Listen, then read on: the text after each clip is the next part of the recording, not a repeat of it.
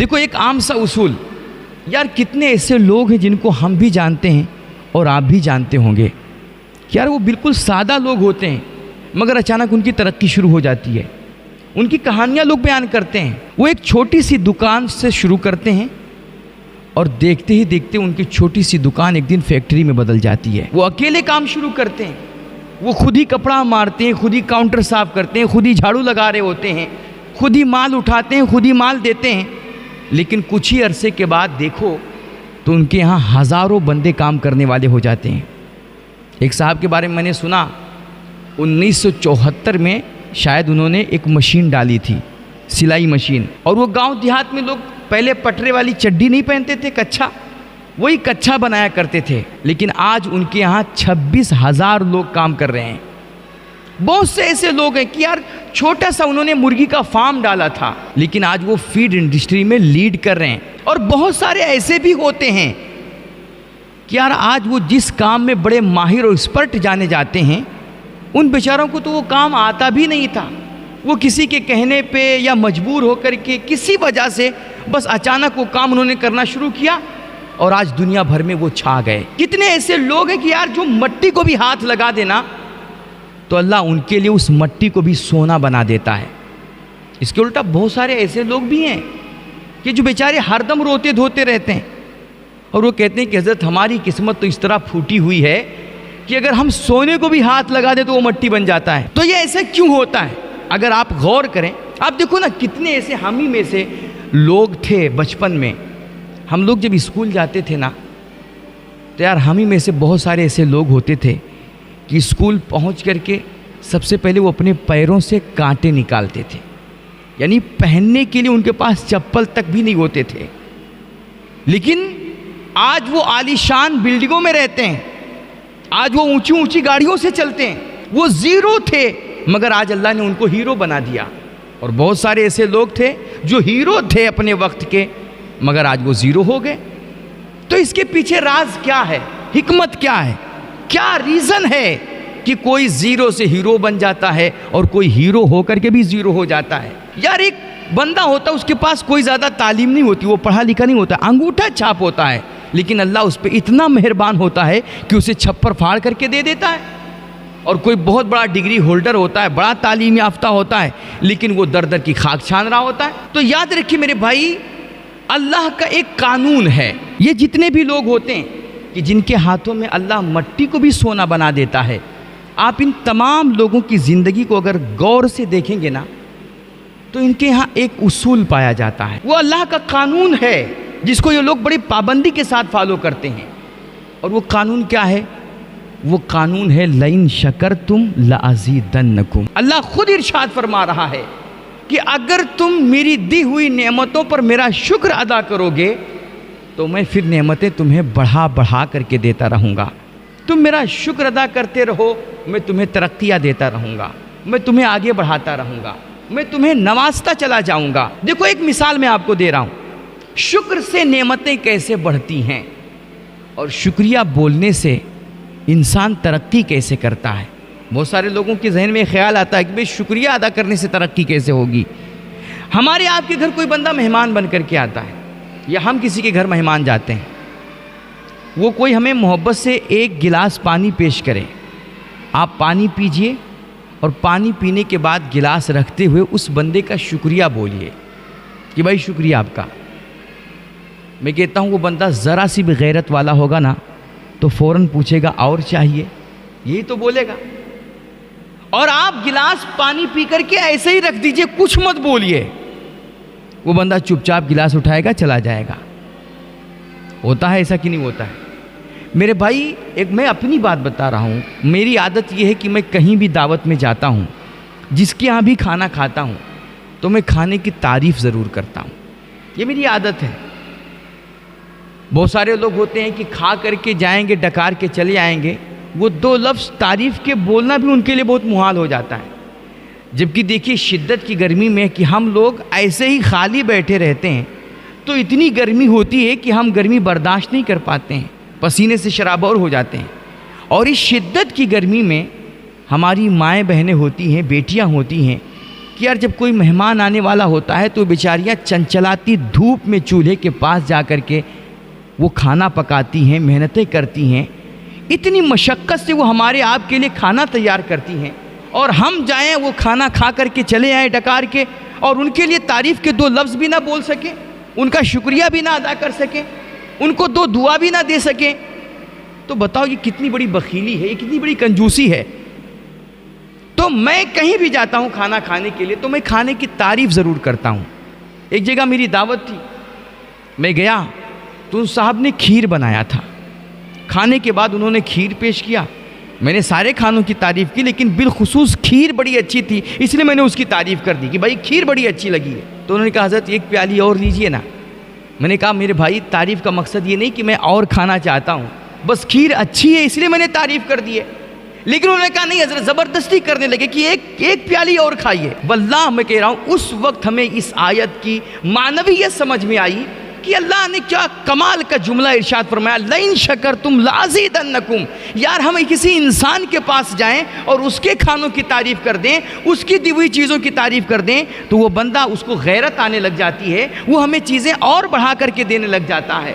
اگر ہم اللہ کی دی ہوئی نعمتوں کی تعریف کریں گے تو وہ تو سب سے بڑا غیرت والا ہے، وہ تو سب سے بڑی عزت والا ہے۔ ہم اس کی نعمتوں کی تعریف کریں گے، اس کا شکر ادا کریں گے تو پھر وہ ہمیں چھپر فار کر کے کیوں نہیں دے گا۔ اور خدا میں کہہ رہا ہوں میرے بھائی، ہر شکر کرنے والے بندے کو ہم نے دنیا میں ترقی کرتا ہوا دیکھا ہے، اور رونے دھونے والے انسان کو ہم نے دن بدن زوال کرتا ہوا دیکھا ہے۔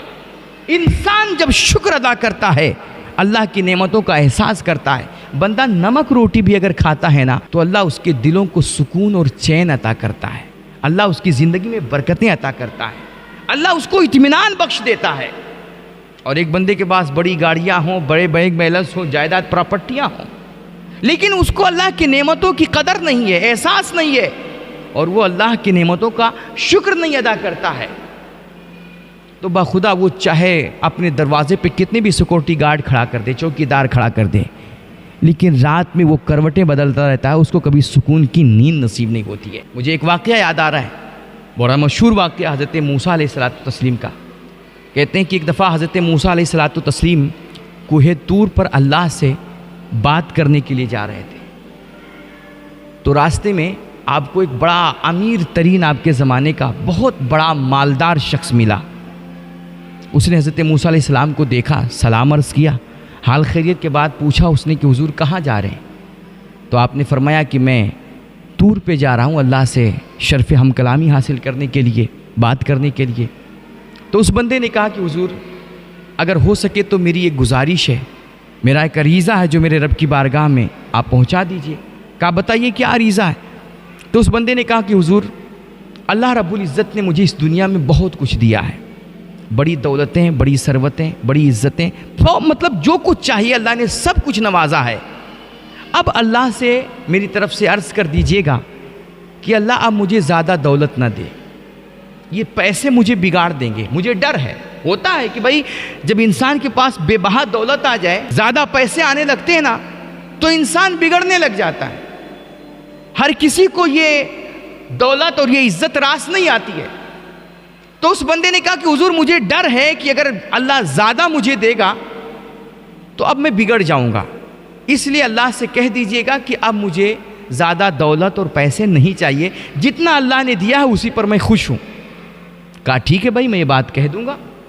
اب اور آگے آپ بڑھے، تھوڑی دور گئے تو دیکھا کہ ایک بندہ فقیر آدمی ہے جو فٹ پاتھ پہ بیٹھا ہوا ہے، وہ بھوکا ہے، سر چھپانے کے لیے اس کے پاس چھت بھی نہیں ہے، حتیٰ کہ سطر چھپانے کے لیے، اپنا جسم چھپانے کے لیے کپڑے بھی اس کے بدن پہ نہیں ہیں، وہ دھول اور مٹی سے اپنی سطر چھپا کر کے سڑک کے کنارے بیٹھا ہوا ہے۔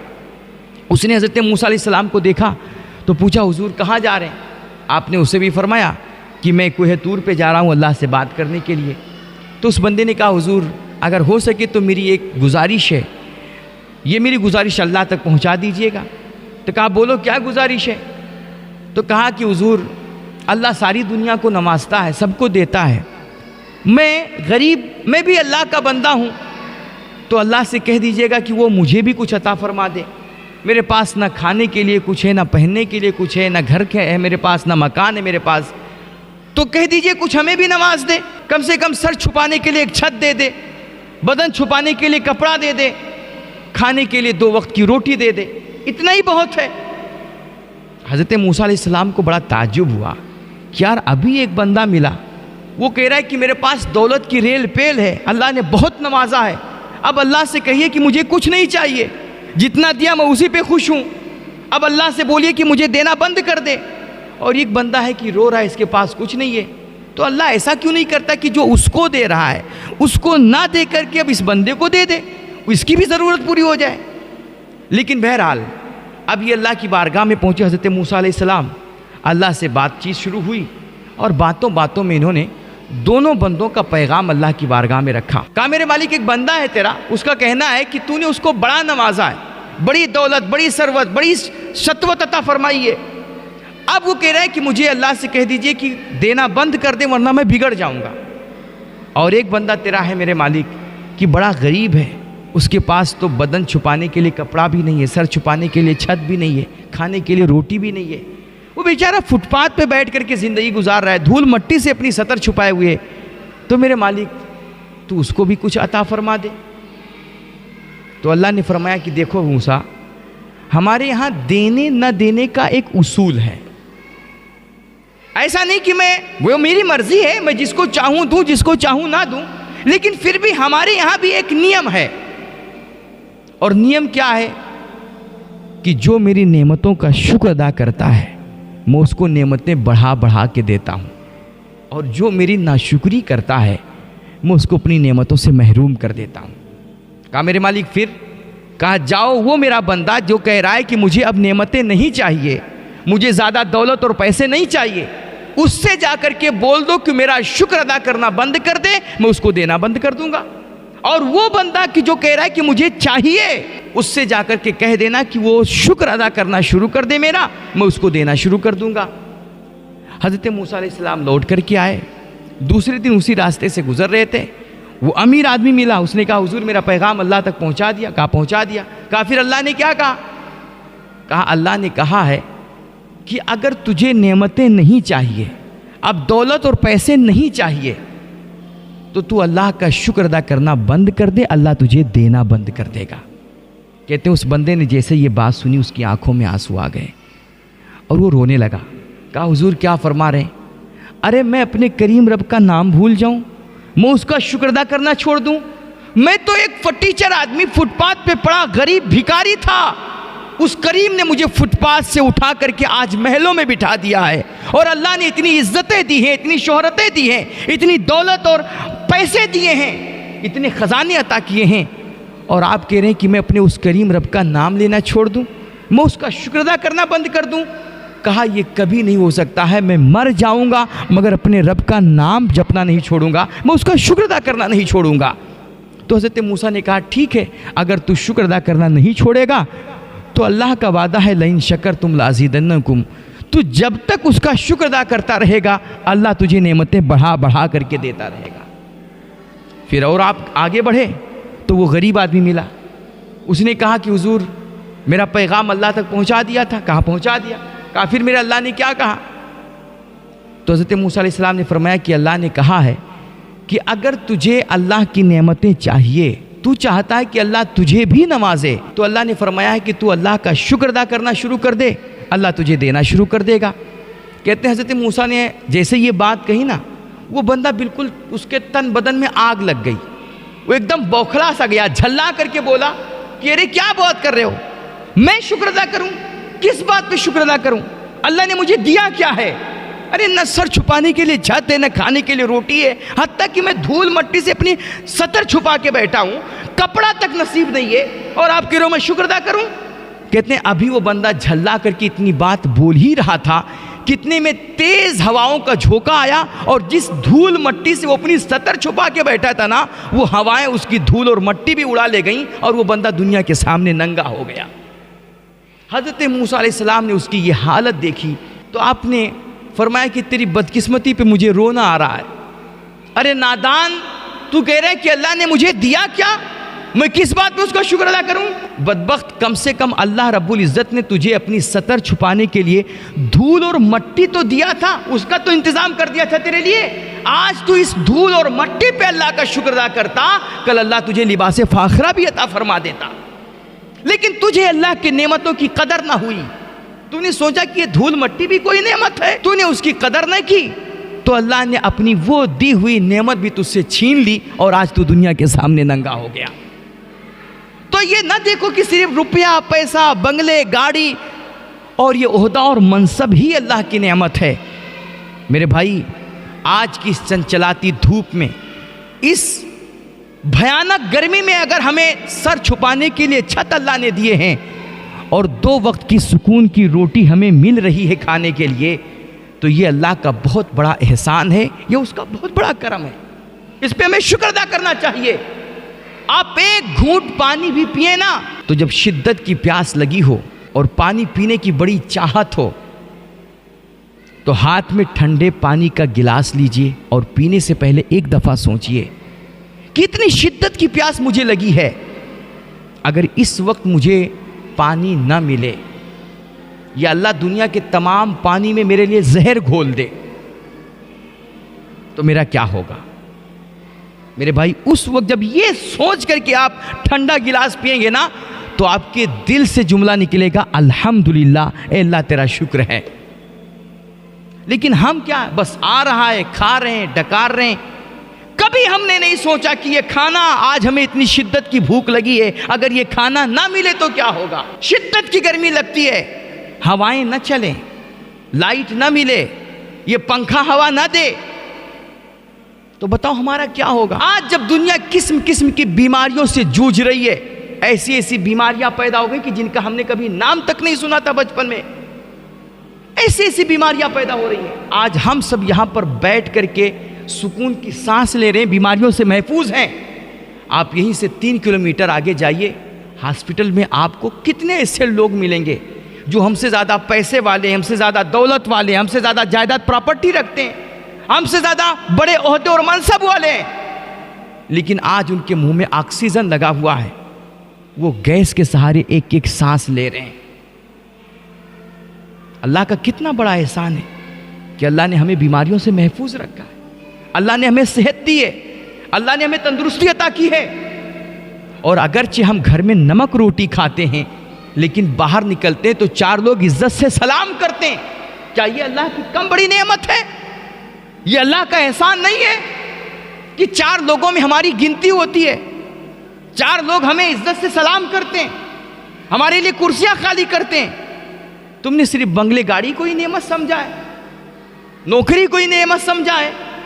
میرے بھائی، اللہ نے ہمیں جہاں جس مقام پہ رکھا ہے نا، اس جگہ پہ رہتے ہوئے اللہ کی تمام تر نعمتوں کو محسوس کیجئے، اور جو جو نعمتیں اللہ نے دی ہیں، زندگی میں سکون ہے، صحت سلامت ہے، تندرستی بنی ہوئی ہے، بیوی بچے ہیں، سب خوشحال ہیں، ماں باپ کا سایہ سر پہ سلامت ہے، اور ہمیں 2 وقت کی روٹی مل رہی ہے، سر چھپانے کے لیے گھر ہے، ٹھنڈا پانی نصیب ہو رہا ہے، ان تمام نعمتوں کا احساس کر کے آپ اللہ کا شکر ادا کیجئے، اس پہ اللہ کا حمد بجا لائیے۔ میرے اللہ کا وعدہ ہے، لَإِن شَكَرْتُمْ لَأَزِيدَنَّكُمْ، تم میری نعمتوں کا اگر شکر ادا کرتے رہو گے تو میں تمہارے کاروبار میں تمہارے مال میں، تمہارے رزق میں، تمہارے گھر میں برکتیں انڈیل دوں گا، اور تمہاری زندگی کو میں جنت بنا دوں گا، میں تمہیں خوشحالیاں عطا فرما دوں گا، میں تمہیں ترقی عطا کروں گا، اور میں تمہیں دنیا آخرت کی سعادتوں اور بھلائیاں نصیب کروں گا۔